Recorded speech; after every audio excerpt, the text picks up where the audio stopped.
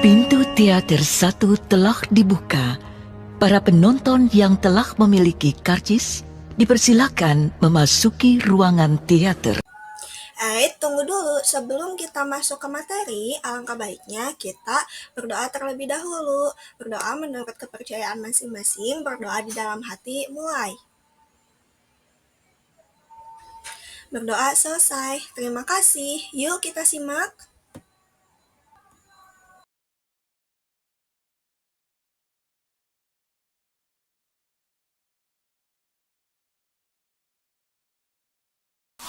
Hai guys, ayo berpikir jernih. Nyatanya Sprite kemasan pas di kantong. Tapi yang nggak pas basah juga, pas di dompet. Tapi yang nggak usah dimasukin. Nyatanya emang pas porsinya sekali minum. Tapi yang nggak usah lebay. Sprite nyatanya pas, nggak lebay. Nah, dari contoh tadi, kira-kira hari ini kita bakal belajar apa ya? Ada yang tahu? Belajar iklan. Ayo deh kita simak dulu. Nah, betul. Hari ini kita akan belajar mengenai iklan. Dari contoh yang tadi Ibu berikan, itu merupakan salah satu contoh iklan, yaitu iklan Sprite. Nah, coba deh Ibu mau minta anak-anak untuk melihat contoh yang Ibu tampilkan saat ini. Apakah semua contoh ini termasuk ke dalam iklan? Atau ada yang bukan iklan ya? Ada yang tahu nggak kira-kira? Nah, jawabannya Ibu tampung dulu ya.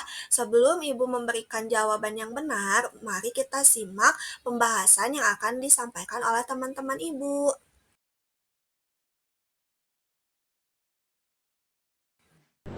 Hai, kembali lagi di Sinema Bahasa Indonesia. Nah, sekarang kita bakal belajar apa ya? Hari ini kita akan belajar mengenai iklan, slogan, dan poster. Penasaran kan? Yuk kita simak. Nah, mari kita membahas tentang iklan. Iklan merupakan salah satu bagian dari industri perdagangan. Dalam hal ini, perusahaan-perusahaan ataupun perorangan menawarkan barang atau jasa yang dimilikinya melalui iklan. Seperti yang biasa kita lihat di televisi, di koran, ataupun di majalah-majalah yang menawarkan produk mereka. Produk mereka biasanya bisa berupa barang ataupun jasa. Nah, iklan ini tujuannya adalah untuk memperkenalkan dan juga mempersuasifkan produk mereka kepada pembeli agar pembeli tertarik untuk membeli produk mereka.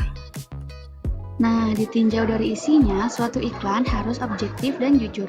Kenapa harus jujur? Agar konsumen yang membeli produk tersebut tidak merasa tertipu. Harus menarik juga agar iklan tersebut memikat minat para calon pembeli. Kemudian harus singkat dan jelas agar tujuan iklan tersampaikan dengan baik. Selanjutnya tidak bertentangan dengan sara agar tidak ada pihak yang merasa dirugikan. Nah, selanjutnya ada ciri-ciri iklan. Yang pertama, informatif, bersifat memberi informasi atau menerangkan. Yang kedua, komunikatif, dalam keadaan saling dapat berhubungan, mudah dipahami atau dimengerti. Yang terakhir ada bahasa singkat dan padat. Nah, di sini ada macam-macam iklan. Yang A, iklan penawaran. Iklan penawaran disusun dengan menggunakan kata-kata pilihan yang berkonotasi baik, memikat, dan sugestif. Oke, nah di sini ada contoh iklan penawaran. Komponen-komponen dari iklan penawaran dimaksudkan untuk menarik konsumen agar membeli produk mereka. Terlihat ada beli satu gratis satu, itu merupakan kalimat persuasif di mana untuk mengajak si pembeli membeli produk kami atau mereka seperti itu. Nah, di sini ada iklan pengumuman. Iklan pengumuman bertujuan untuk memberitahukan atau mengumumkan sesuatu kepada khalayak ramai. Nah, dilanjut seperti yang dilihat oleh adik-adik sekarang, ada contoh iklan pengumuman untuk memberitahukan sesuatu kepada halayak atau baik itu pembaca, pelihat, semua itu bersifat informasi untuk memberitahukan, seperti contoh ada generasi anti korupsi. Ini mengajak kepada masyarakat untuk agar selalu lebih jujur, karena jujur itu hebat. Iklan reklame. Iklan reklame disusun dengan menggunakan media di tempat terbuka sehingga mudah dilihat khalayak ramai. Nah, adik-adik, terlihat ada gambar berupa iklan reklame. Biasanya kalian pasti menemukan di sisi jalan atau di jalan raya terpampang begitu besar. Nah, selanjutnya ada slogan. Slogan adalah perkataan atau kalimat pendek yang dipakai sebagai dasar tuntutan atau pegangan hidup, prinsip utama dari suatu usaha, organisasi, dan sebagainya. Slogan sering pula disebut moto atau semboyan. Slogan lebih mengutamakan kepadatan makna dan kehematan kata-kata. Perkataan atau kalimat yang menarik atau mencolok dan mudah diingat untuk menjelaskan tujuan suatu ideologi, golongan, organisasi, partai politik, dan sebagainya. Bersifat untuk membangkitkan semangat suatu prinsip hidup.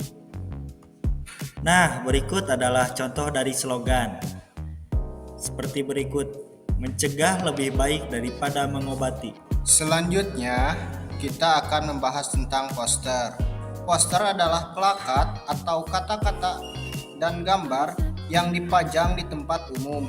Poster hampir sama dengan iklan, yakni pemberitahuan suatu ide, hal baru, atau hal penting kepada khalayak. Poster mengandalkan perpaduan gambar dan kata-kata. Poster lazimnya dipasang di tempat umum. Poster hampir sama dengan iklan ataupun slogan dalam hal biasanya. Poster menggunakan kata-kata singkat, jelas, menarik, dan lengkap. Poster adalah lembaran pengumuman atau iklan yang dipasang di tempat umum yang biasanya disertai gambar. Menurut Kamus Besar Bahasa Indonesia, poster bisa diartikan dengan plakat yang dipasang di tempat umum atau berupa pengumuman atau iklan dengan dan tulisan gambar yang mencolok. Kaidah kebahasan poster yang pertama, singkat, jelas, efektif, mudah dimengerti, menarik perhatian pembaca agar dapat mempermudah pesan yang disampaikan. Yang pertama, ada jenis poster niaga. Poster niaga yang dibuat untuk media komunikasi dalam urusan perniagaan untuk menawarkan suatu barang atau jasa. Nah, ini contoh poster niaga. Ada gambar dan kalimat-kalimat yang menunjukkan produk untuk dijual. Dan yang kedua, ada poster kegiatan. Poster yang berisi suatu kegiatan seperti kegiatan jalan sehat, senam, dan lain-lain. Ini adalah contoh poster kegiatan donor darah. Nah, selanjutnya yang ketiga ada jenis poster penerangan. Jenis poster penerangan adalah media publikasi yang berisi info, penjelasan, dapat berupa suatu prosedur atau informasi kesehatan dan lain-lain. Contohnya adalah poster cara mencuci tangan. Nah, ini kita ada contoh dari poster penerangan. Poster yang kita ambil yaitu tentang demam berdarah dan bagaimana cara menanggulanginya, yaitu dengan 3M+. Yang pertama adalah menguras, mengubur, dan juga menutup. Selanjutnya ada poster pendidikan. Poster pendidikan adalah media publikasi yang berisi informasi yang mengedukasi. Misalnya seperti poster 5S yang berisi salam, senyum, sapa, sopan, dan santun. Atau poster yang mengenai bahaya narkoba. Nah, ini adalah salah satu contoh poster pendidikan. Di sini kita memuat poster ini karena menerangkan bagaimana sekolah itu memang tempat untuk belajar. Selanjutnya, yang terakhir ada poster hiburan. Poster hiburan adalah poster yang berisi pemberitahuan tentang adanya suatu hal yang bersifat hiburan. Nah, ini merupakan salah satu contoh dari poster hiburan. Di poster ini menjelaskan kalau misalkan tema yang mereka ambil adalah lestarikan budaya bangsamu dengan menarikan tarian nasional. Hiburan yang diambil di sini yaitu tarian nasional. Nah, perbedaan antara iklan, slogan, dan poster adalah sebagai berikut. Iklan merupakan teks persuasif yang memadukan unsur gambar dengan kata-kata, unsur gerak, dan suara. Slogan merupakan teks persuasif yang mengutamakan unsur kata-kata.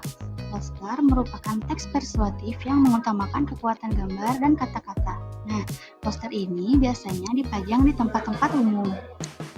Nah, gimana anak-anak? Gampang kan materi kali ini?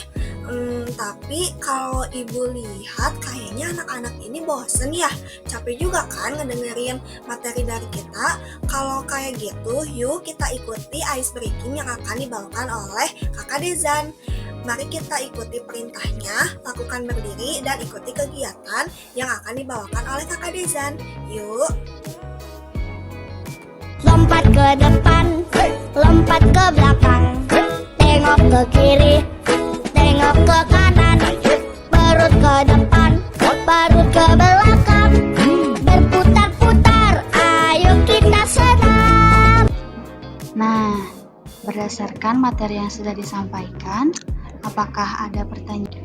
Jika tidak ada yang ditanyakan dan anak-anak sudah memahami materi yang disampaikan, ayo kita langsung pisah saja. Jangan lupa scan QR code yang disajikan di gambar ini ya. Selamat mengerjakan. Nah, gimana sih cara pembuatan poster? Nah, selanjutnya ada prinsip penyusunan poster.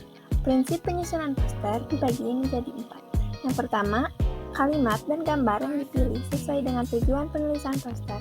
Yang kedua, kalimat dalam poster bersifat mempengaruhi sehingga harus menggunakan kata yang menarik. Ketiga, kata-kata yang digunakan singkat dan padat agar orang lebih mudah mengingat dan mudah memahami dalam waktu yang singkat. Yang terakhir, dilengkapi dengan gambar agar dapat diketahui khalayak dengan cepat dan menarik. Tidak perlu kalimat yang banyak, gambar sudah mewakili poster.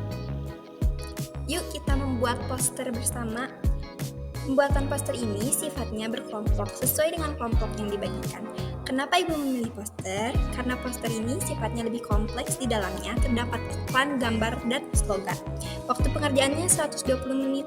Ibu tunggu di akhir pelajaran ya, buatlah sekreatif mungkin.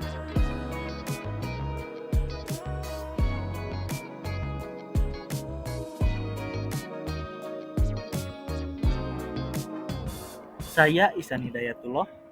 Saya Dimas Prananda. Saya Denis Taktajani Akbar. Saya Dinda Febrian. Saya Nazwa Nazila. Saya Asti Dwi Ananta. Karena pembahasannya sudah selesai, kami pamit undur diri ya. Sampai jumpa lagi.